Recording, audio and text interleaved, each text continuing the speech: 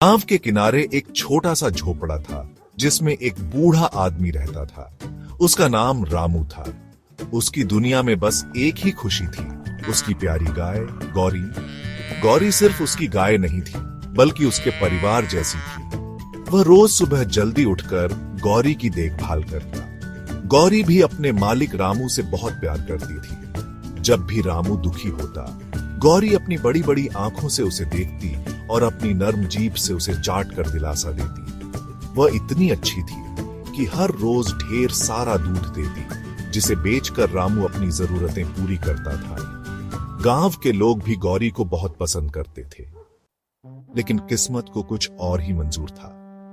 एक दिन जब गौरी चरने के लिए खेतों की ओर जा रही थी, अचानक एक तेज रफ्तार ट्रक आया और उसे टक्कर मार दी। गांव वाले दौड़कर आए, पर गौरी को बचाया नहीं जा सका। रामू जब पहुंचा तो उसने अपनी प्यारी गौरी को जमीन पर निश्चल पड़ा पाया। उसके आंसू रुकने का नाम नहीं ले रहे थे।